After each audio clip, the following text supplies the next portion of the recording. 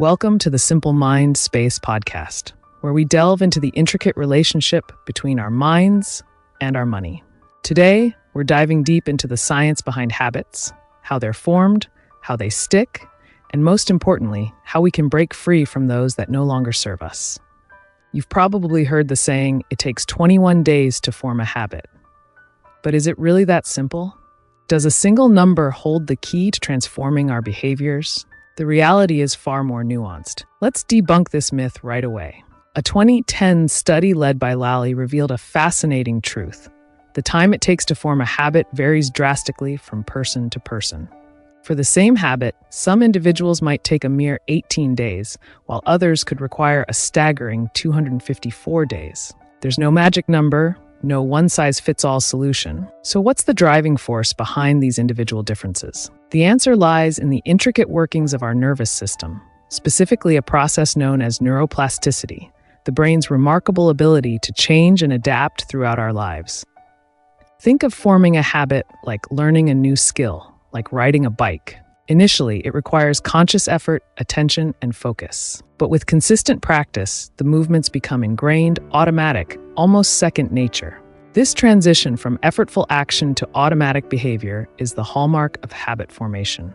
Within this realm of habit formation, we encounter two distinct types of memory: episodic memory and procedural memory. Episodic memory deals with remembering specific events, your first day of school, a memorable vacation. Procedural memory, on the other hand, focuses on the how-to, the sequence of actions required to achieve a desired outcome. It's the memory responsible for tying your shoes, playing a musical instrument, or even making your morning coffee. For anyone embarking on a journey of habit change, tapping into the power of procedural memory is crucial. It's about shifting from remembering to doing, from simply knowing what to do to actually executing the steps automatically. How do we bridge this gap? Through the power of visualization. Now, when you hear visualization, you might picture elaborate meditation sessions and complex imagery. But in this context, visualization can be surprisingly simple. Let's say your goal is to incorporate a daily morning espresso into your routine. Instead of just picturing yourself sipping that perfect cup, take it a step further. Mentally rehearse each step involved in the process: walking into the kitchen, turning on the espresso machine, grinding the beans, tamping the grounds, initiating the brewing process. Walk through this mental script from beginning to end.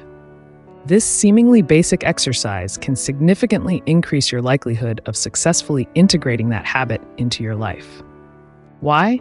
Because you're priming your brain, laying the neural groundwork for consistent action. But there's another, even more powerful tool we can leverage: task bracketing. This technique focuses on the moments immediately preceding and following a habit, creating mental brackets that signal our brains to initiate and conclude a specific action. It's like setting the stage for a performance, creating a designated space and time for your habit to take center stage. Imagine you're struggling to establish a consistent mid-morning exercise routine. Instead of solely focusing on the workout itself, try incorporating task bracketing, pre-workout bracket.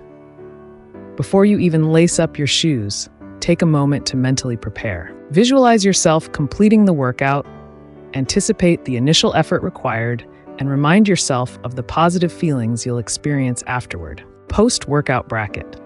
As soon as you finish your workout, engage in a consistent post-workout routine. This could be as simple as stretching, hydrating, or jotting down a few notes reflecting on your workout. By consistently pairing these pre- and post-workout actions, you're strengthening the neural pathways associated with your exercise habit. You're essentially teaching your brain to recognize the cues that signal the start and finish of this desired behavior. But what about breaking those pesky bad habits, the ones that seem to have a life of their own? The same principles apply, albeit with a slightly different approach. The key here is to leverage the neural activity that occurs immediately after you engage in the unwanted behavior. Instead of dwelling on the slip-up, immediately follow it with a positive replacement habit. For example, let's say you're trying to break free from the constant urge to check your phone while working. Each time you catch yourself mindlessly scrolling, resist the temptation to berate yourself. Instead, gently put your phone down, and immediately engage in a predetermined positive action. This could be taking a few deep breaths, reading a page from a book, or even just standing up and stretching. By consistently pairing the unwanted behavior with a positive action, you're effectively rewiring your brain, weakening the association with the bad habit and strengthening the connection with the desired behavior. Remember, breaking free from ingrained habits takes time, effort, and consistent practice. There will be setbacks along the way, moments where you slip back into old patterns. Don't let these moments discourage you. View them as opportunities for learning and growth, chances to refine your approach and strengthen your resolve. As we conclude today's exploration into the science of habits, remember this: you have the power to shape your behaviors, to break free from limiting patterns, and to design a life that aligns with your values and aspirations. If you enjoyed this episode, don't forget to like, share, and subscribe to the Simple Mind Space podcast. And as always, thank you for joining me on this journey of mastering our minds and our money.